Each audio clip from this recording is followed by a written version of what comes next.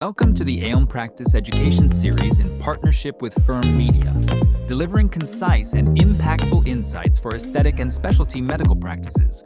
Your host, Chris Solhonik. Today we have a very special guest, Cameron Full, founder of Referral Lab. Cameron, I'm super excited to have you on the show. I know that you and I have been getting to know each other over the last year or so. There's so many really great things that you're working on. I'm excited to dive into this. Can you tell our listeners a little bit about yourself and how you ended up in this space? Absolutely. Chris, super grateful to be here. Thanks so much for inviting me today. It's kind of serendipitous. My grandfather was the Peds department chair at the University of Iowa Dental School, and I grew up wanting to be a dentist. I actually went to undergraduate at the University of Iowa as pre-dent while growing up in operatories, cutting teeth on microtomes, doing caries research with D3s and D4s. And it wasn't until Organic 2 that I decided that dentistry wasn't for me. That's stories for a different day. But what happened, Chris, is I found my own path through small business operations. I ran a business with my father for 20 years, and then obviously a background in internet and digital strategy work led me ultimately to finding the Referral Lab problem. Entering back into dentistry about a decade ago, made some great friends, much like yourself early on. I'm a fast friend maker. It's just kind of how I operate. Like I care deeply, I give freely, and that allows for people like us to meet people that are great. Open our Rolodex and meet great people. So I was with a buddy who's a periodontist, and we started arguing about referral engagement and referral tracking, referral management. I respect the heck out of him. And so I started to dig deeper into his processes, and I realized that there was a major opportunity for something like Referral Lab to exist. And so from growing up in operatories with my grandfather to learning how to run small business with my father, self-taught internet strategy the whole way through, and then finishing up with my own PhD, now we have Referral Lab. Sure. I've had the opportunity. It's funny because the way that I met you was super organic, right? We had been in some of the same rooms together, busy doing our own separate things. But some of the people that started using Referral Lab started to tell me how great the platform was. And these are all people, like you said earlier, these are all people that I respect. So as I kept hearing this, obviously I reached out to one of them and said, "Hey, can you introduce us?" And I'm so glad that happened. I'm excited to talk about Referral Lab on the show because I think that a lot of our oral surgery practices can benefit from it. I also think that there's a wealth of strategic partnership for us, so that the more I get to interview you and ask you questions, the better I get to know you and your process. So I'm looking forward to this. You ready to get started? Thank you. Yeah, I mean, I'm a huge believer of a rising tide lifts all ships. Mm-hmm. I can't do everything well, nor can you. And so what it takes is partnerships and alignment to ultimately benefit all of our partners.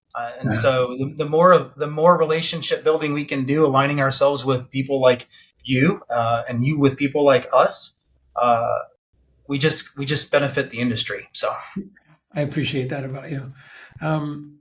You ready to get started? Do it, man. All right. Most specialty practices rely heavily on referrals, but still manage them with spreadsheets, assumptions, or incomplete data. What problems do you consistently see in referral-driven practices that convinced you something needed to change?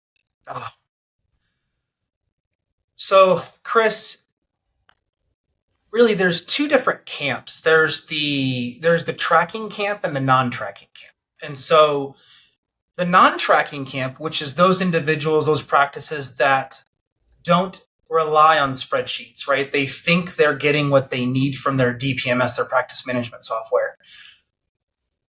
The reality is that, like Voltaire says, you don't know what you don't know, right? And so those practices have yet to have engagements that have allowed for them to see the benefits of peripheral tracking functionality.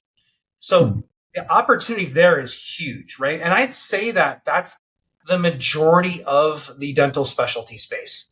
They feel as though they're getting what they need from the DPMS. Well, what they don't realize is that there's not a longitudinal view of that engagement, right? And so the front office team, business administration team, marketing team, they don't necessarily have what they need to help make strategic decisions with the practice at all. They're just relying on that schedule being full. And at the end of the year, right around holiday season, they're exporting their top producers for the year and they're dropping off gift boxes. Yeah. Okay. Camp B is the tracking camp. The tracking camp, either an associate entered into it, they were at a practice that was consulted before, they worked with Pride, or they worked with APC back in the day, or they had some functionality of maybe cross-industry experience come in and say, hey, I can't keep track of the things like I need to. We need to keep track of referrals. We need to keep track of our treatment conferences, our follow-up. That's the smaller of the two camps. But Chris, what happens with that is those individuals, it's really messy trying to single-handedly manage all of that manual process. And so what happens is you got Janet up front managing her spreadsheet. You got Samantha in the back managing hers. You've got the marketing coordinator managing yours. And then all of a sudden introduce firm media in the equation. And you're trying to make sense of these three proprietary spreadsheets that have acronyms on them that you don't understand. Sure. Okay. And so what we decided to do was, well, let's make it easy for Camp A to enter into tracking. And let's make it more efficient for Camp B to in turn be able to work together in a tracking infrastructure.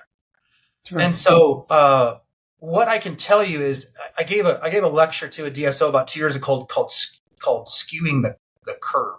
The idea was for that group, they had 40 practices on our system.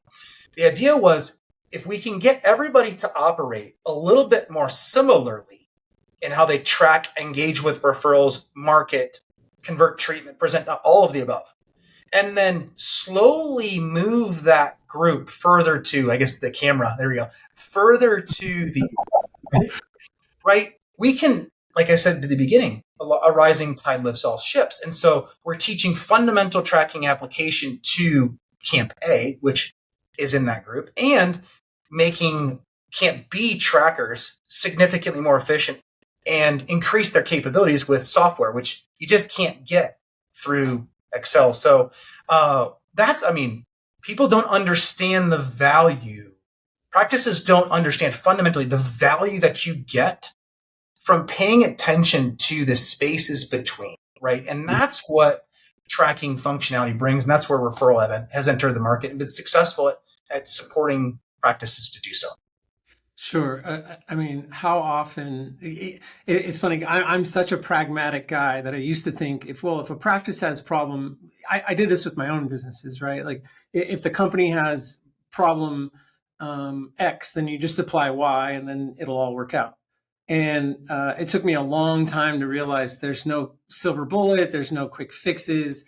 The best consulting you can do will make sort of incremental shifts, right? And if a practice is worth several $1 million and you make a 10% or 20% adjustment in the system, you're changing the profitability of that company or maybe even the EBITDA of that company exponentially. So I'm 100% there with you. And firm is the same way. Like my experience with you over this past year, that's what you focus on, the comprehensive. We're the same way. It's a comprehensive approach. You do it through a marketing lens. We do it through a referral management lens. Mm-hmm. And it's a multivariate conversation. It's not throw more referrals at the mix, right? No. If you're backed up 6 months, right, you don't need more referrals. Sure. Unless maybe you effectively change some of your scheduling behaviors and then you realize that you can be more efficient, then all of a sudden you need more referrals. So, I like to think of practice management as two levers, Chris. Mm-hmm. You either need more patients or you need to increase your efficiency.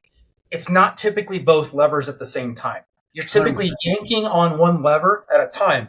Efficiency, patience, until you find that process in the middle. So, yeah, marketing, there's obviously a little bit of science to marketing and just a little bit.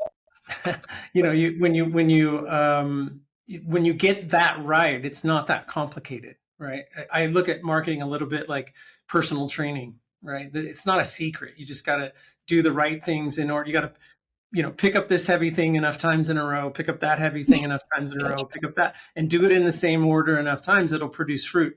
And then a lot of times what you end up finding is you don't have a marketing problem, you have a phone answering problem. You have a lead conversion problem. It's the second lever, right? Right. Over and over.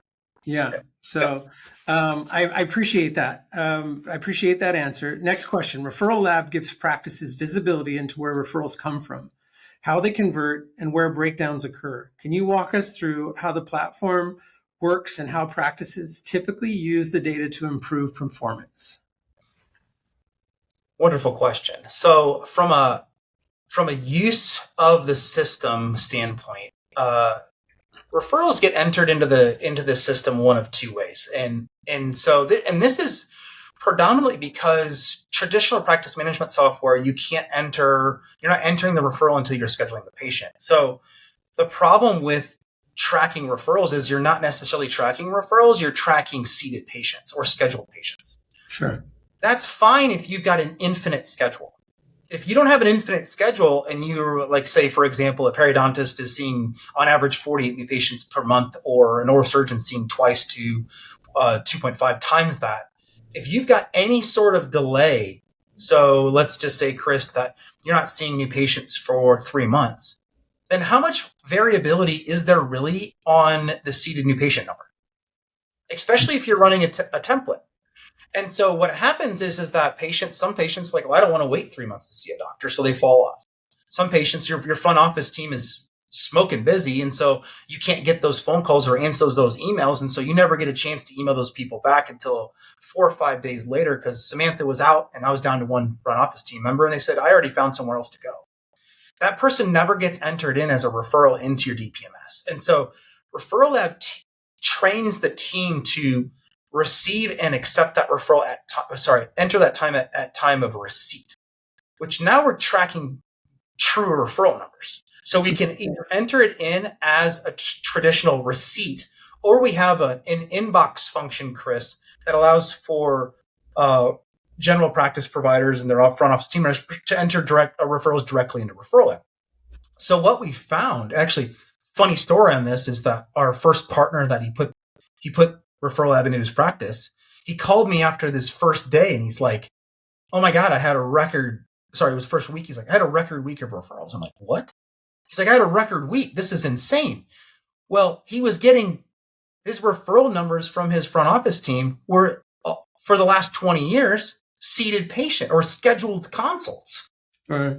And so we found already a 20% deviation or delta in what he was getting versus what was actually being scheduled. And so, Chris, it starts there. And that's the entry. We teach practices the value of the receipt, right?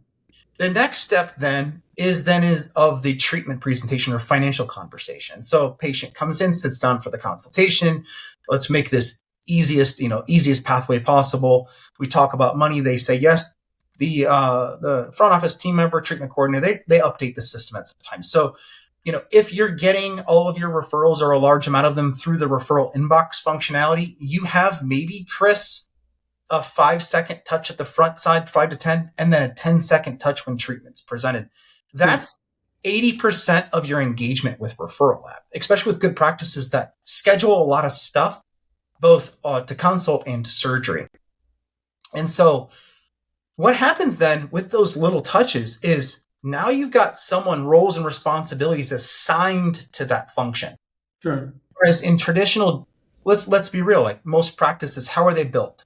Doctor throws up a shingle, grabs somebody he had from the previous practice that was super loyal, and then they start, right? They've got the front office team member, they've got somebody assisting in the back. If they're peri, they got a hygienist they brought over, and they're operating out of a couple rooms, right? And so what happens, Chris, is Samantha at the front office says, hey, Chris, Dr. Chris, I'm super busy. I need help. I can't get to all the phone calls. We're getting busier. So what does Dr. Chris say? No problem. Let's hire somebody. So they bring somebody in, and they've got the redundancy. They got two people doing the exact same thing. And so over time, what happens is we just keep hiring Renaissance people in our practices. Sure. right? That can, and we hide behind it's cross training. But the reality is, Chris, is that all we're doing is creating overlap of roles and responsibilities and then not necessarily holding people accountable to things. Referral Lab changes that. And so by allowing for specific people to be responsible for specific things, now we can process manage. We can operationalize who's responsible for the entry, who's responsible for treatment coordination, how well are we, who's responsible for the marketing outreach. And now, because you're wrapping analytics around people, we can offer, hey, like we've got 2 people presenting treatment. Samantha does a great job with full arch. Mm-hmm. She really struggles with wisdom teeth for some reason. Sure. Okay. And so that's where there's a big miss with contemporary practice management software is there's not really any user attachment to the action. Yeah. Right. And so Referral Lab supplement. And that's why we've had a lot of success with younger docs that are really engaged with analytics, as well as our enterprise users, DSOs, those types of individuals that are looking for that type of, oh man, we can really get full visibility here of not only how we're processing referrals, which is at this point, what our original tenet was, but wow, how can we improve our practice through operationalizing some of this user level data, which we didn't have before. So that was a long answer. So you got me going there. That's okay. You said something earlier that made me start to think, or led me to start thinking, from a marketing perspective, obviously some of the potential patients that a marketing agency is sending to a practice are not referral based. So in theory, there's this idea that they're a little harder to close, right? Someone at the front desk needs to be able to have a little bit sharper skill set than, say, just sort of closing a referral. Sure. But you sort of unpacked the referral process a little bit for me and made me start thinking, there is, from a lead perspective, there's a speed to lead philosophy, right? Like if somebody fills out a form on your website and they're looking for full arch or a dental implant, or breast augmentation or tummy tuck or whatever it is, you're probably not the only website that they landed on. Absolutely. Probably the days of a practice saying, here's a lead, here's a referral sheet with 3 practices you can call for to get your tooth extraction done, and people just calling one of them. Those are starting to dwindle, right? Like now you have people going out and Googling and finding out who has better reviews and who should they talk to, and maybe they email all of those people.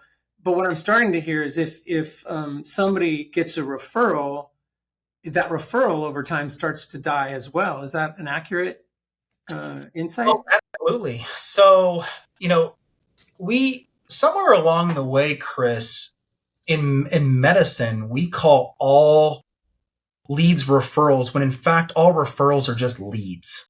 Mm. And so whether it's dental or medical, so, unattached or self referrals, which is a direct to consumer function, we track that too, right? And so we teach our users how to put those into the system. And then now you're starting to get analytic of direct to consumer marketed versus direct to consumer referred from a patient or family friend versus direct to referral or from a doctor, right?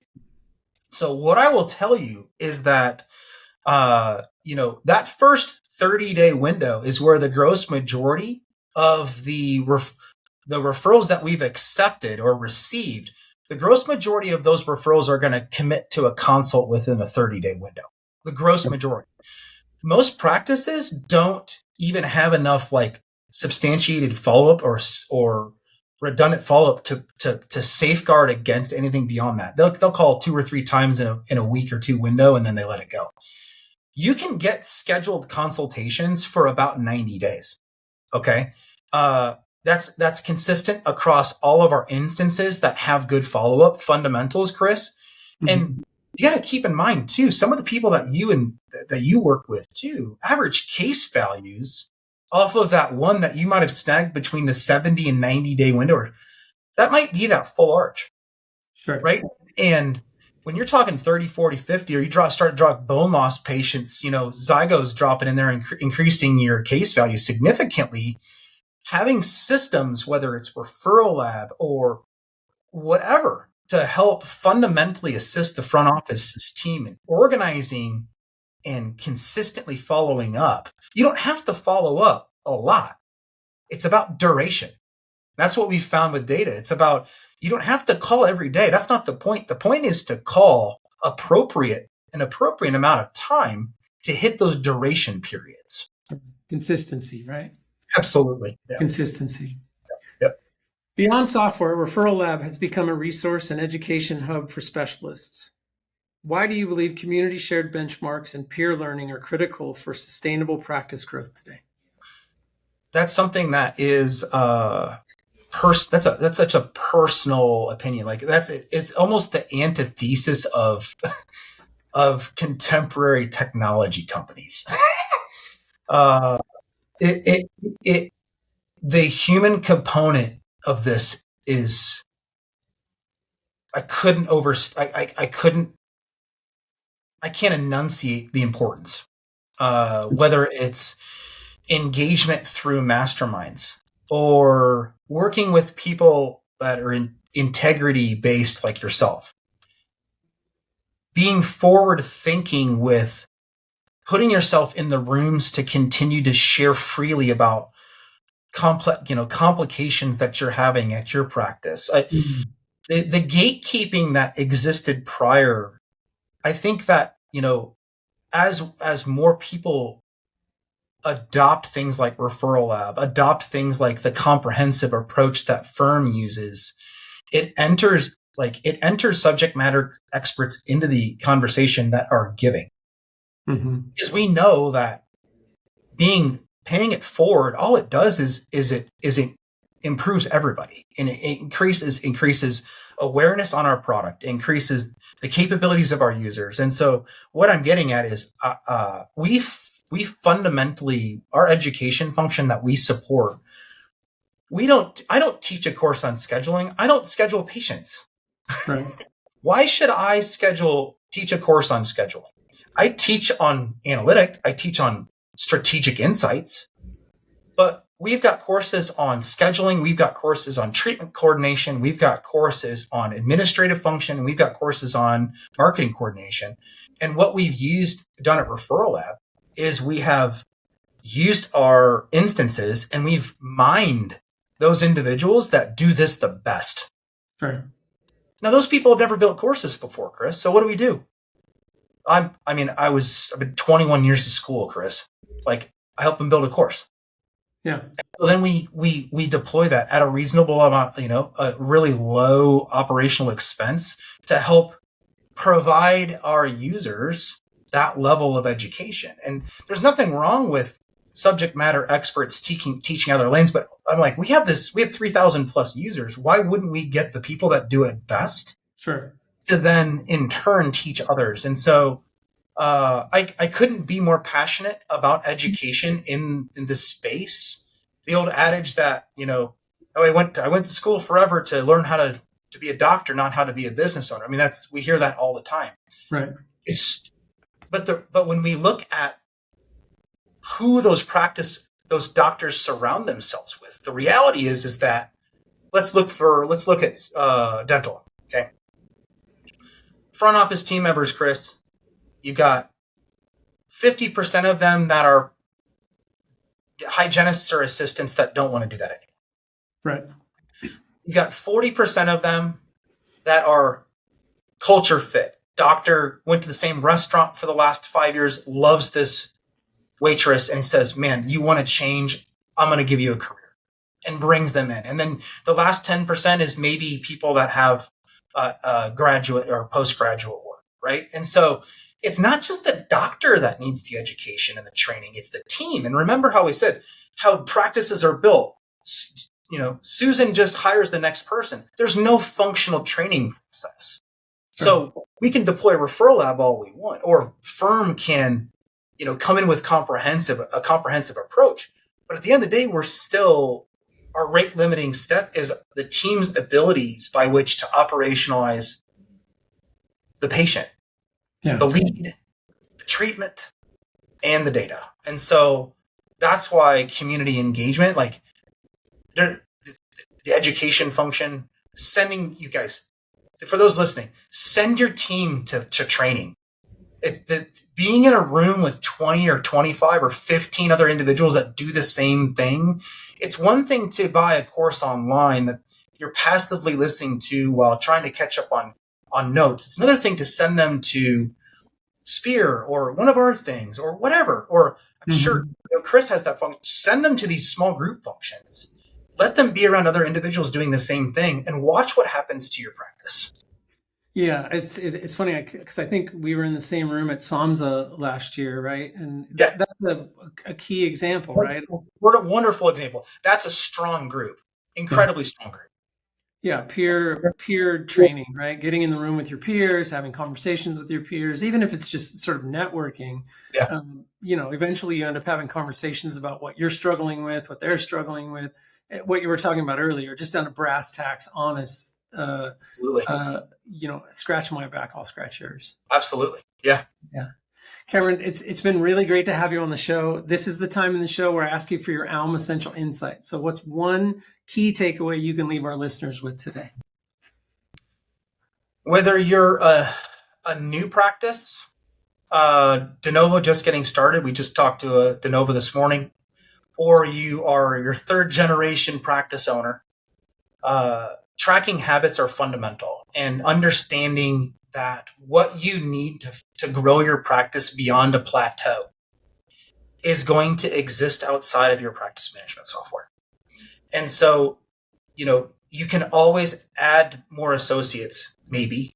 You can always magic wand, add more operatories if you have the space. But the reality is that when you've got a busy schedule, when you've built your book, right, finding those 10% wins become harder and harder and harder. And it's not you cannot constantly grow your practice without adding doctor days or just raising fees. The way to beat that, right? The way to beat that is to get serious about the stuff that's in between. And when you do that, and when you appreciate it, what you can find is that you can be more productive, seeing less patients. Okay. You can be more strategic with your schedule, and your team doesn't roll their eyes necessarily when you're like, hey, we're going to add people at lunch. We're going to work in after dinner. We've got to see Dr. Jones's patients. Priority scheduling, those types of things are a result of tracking and understanding the analytics with your practice. So adopt tracking philosophies. Chris has some, your friends down the street at your last peer engagement have some, but understand that fundamental tracking of your referrals and of the process itself is the keys to the practice that you ultimately wanted. So good. So good. Cameron, thank you for being on the show. Thank you. I look forward to seeing you this year out in the field. We'll talk soon. Talk soon. Please give us a like and subscribe to stay up to date with the Elm Practice Education Series.